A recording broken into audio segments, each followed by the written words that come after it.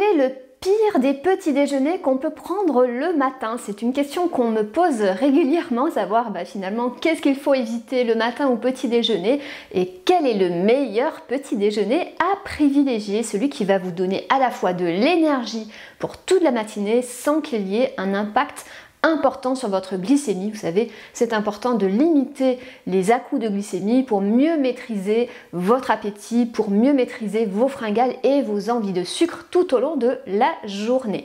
Avant de rentrer dans le vif du sujet, je vous invite à vous abonner à cette chaîne pour ne rien louper de mes conseils nutrition, minceur, mieux-être. Et bien, cliquez sur le bouton rouge et activez la petite cloche pour recevoir une notification à chaque nouvelle vidéo. Je vous invite également, si vous ne connaissez pas encore mon approche de nutrition saine et gourmande, à télécharger mon guide nutrition, le guide nutrition qui s'affiche à l'écran. Ce guide est offert 100% gratuit, donc pour l'obtenir, regardez dans la description de cette vidéo, vous y trouverez le lien de téléchargement.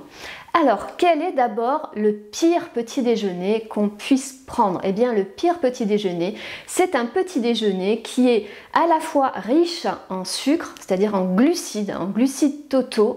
Je vous dirai un petit peu quelques exemples tout à l'heure, mais surtout qui ne contient pas de protéines, de fibres et de graisses qui vont ralentir le passage de ces glucides dans le sang. Finalement, le pire petit déjeuner, c'est un petit déjeuner qui est riche en glucides qui vont être absorbés super rapidement, ça va passer rapidement dans le sang, ça va faire monter votre glycémie, ça va faire sécréter de l'insuline et vous allez vous retrouver très rapidement en ce qu'on appelle une hypoglycémie réactionnelle, c'est-à-dire que votre glycémie, elle va redescendre aussi vite qu'elle est montée et là, qu'est-ce qui se passe? Vous n'avez plus d'énergie, vous avez le fameux petit coup de mou de 11 heures et puis vous êtes attiré par tout ce qui est sucré. Donc ce genre de petit déjeuner, c'est vraiment à éviter. Qu'est-ce que ça va être concrètement? Ça va être une boisson sucrée, un café sucré, un thé sucré. Ça va être par exemple du pain blanc avec de la confiture, le pain baguette, la baguette blanche qui est fabriquée de façon industrielle avec de la confiture ordinaire. Donc là, c'est vraiment des glucides d'absorption rapide avec du sucre ajouté, pas de protéines, pas de graisse, pas de fibres. Donc ça va passer super vite dans le sang et ça va faire monter votre glycémie. Donc ce genre de petit déjeuner, c'est vraiment à éviter. Un autre type de petit déjeuner à éviter absolument, c'est encore la même chose, c'est-à-dire la boisson sucrée, le thé ou le café sucré, et puis les céréales du petit déjeuner, type cornflakes, type pétales de blé, même sans sucre ajouté. Pourquoi ce type de petit déjeuner, il est à éviter? Parce que pareil, il n'y a pas de fibres. Il n'y a pas spécialement de protéines, il n'y a pas de matière grasse, surtout les céréales qui sont conçues pour la ligne, pour conserver la silhouette, pour la minceur. Il n'y a pas de matière grasse et le problème c'est que dans la fabrication de ces céréales, finalement, le grain de blé est éclaté, l'amidon de la céréale est accessible super facilement, donc c'est digéré super vite et le sucre de la céréale passe très vite dans le sang. Donc vous l'avez compris, ce n'est vraiment pas votre allié, ni pour votre silhouette, ni pour votre santé, ni pour votre bien-être, parce que ça ne va pas vous rassasier longtemps, parce que vous allez vite avoir un coup de mou, parce que vous allez avoir des envies de sucre. Donc le petit déjeuner, il faut vraiment éviter les apports en sucre important, sucre ajouté, mais sucre de tout type, c'est-à-dire donc le pain blanc raffiné, les céréales du petit déjeuner, même sans sucre ajouté, parce que c'est un procédé de fabrication qui rend accessible trop facilement finalement l'amidon pour les enzymes digestives. Et puis donc ces petits déjeuners-là qui contiennent pas de graisse, ni fibres, ni protéines, ça c'est vraiment à exclure. Nous sommes sensibles à l'insuline le matin, bien plus qu'aux autres moments de la journée. C'est pour ça que vous devez veiller à composer le mieux possible votre petit déjeuner. Alors, qu'est-ce que ça va être finalement? Un petit déjeuner sain, un petit déjeuner équilibré qui va vous rassasier toute la matinée, qui ne va pas vous donner des envies de manger, qui ne va pas vous donner des coups de mou. C'est un petit déjeuner qui ne contient pas de sucre ajouté, surtout pas de sucre raffiné, pas de sucre blanc, pas de produits sucrés type confiture, pas de jus de fruits sucrés surtout, donc ne mettez pas de sucre dans votre café et dans votre thé. Je vous assure qu'on s'y habitue super vite et après on n'arrive plus à revenir en arrière. On s'habitue tellement bien au café sans sucre, au thé sans sucre qu'on n'arrive plus du tout à le boire sucré ensuite.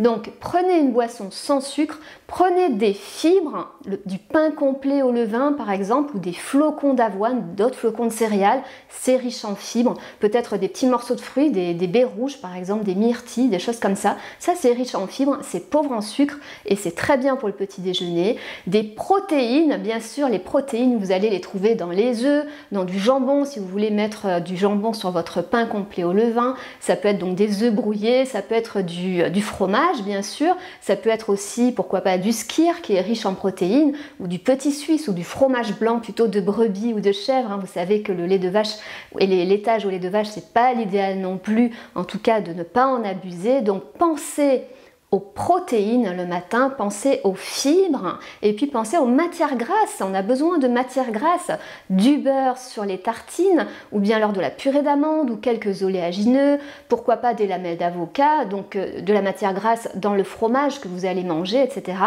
Et puis donc pas de sucre ajouté. Donc quelques exemples de petits déjeuners, donc plutôt à index glycémique bas, vous l'avez bien compris, pour limiter les sécrétions d'insuline. C'est ça le but finalement qui va permettre en fait de mieux tenir toute la matinée, d'éviter ces coups de mou là qui se répètent et qui vous donnent des envies de sucre toute la journée. Donc une boisson sans sucre, des protéines, jambon, œufs, fromage blanc, oléagineux, on trouve bien sûr des protéines dans les oléagineux, donc matière grasse aussi dans les oléagineux, dans du beurre, dans de la purée d'amande, et puis donc des glucides mais d'absorption lente, du pain complet au levain, des céréales brutes telles que des flocons d'avoine, des flocons de sarrasin, des flocons de quinoa, etc. Vous pouvez faire plein de petits déjeuners avec tout ça. Ça peut être version salée. Si c'est la version sucrée, bien sûr, c'est avec le moins de sucre possible et surtout un sucre à index glycémique bas.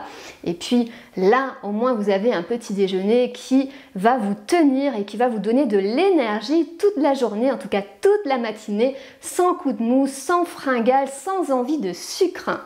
Voilà pour mes conseils pour le petit déjeuner. Donc j'espère que ça vous aidera dans votre quotidien. N'oubliez pas de vous abonner à cette chaîne pour continuer à recevoir en priorité mes conseils nutrition, minceur et mieux-être. Si vous avez des questions, bien sûr, posez-les en commentaire.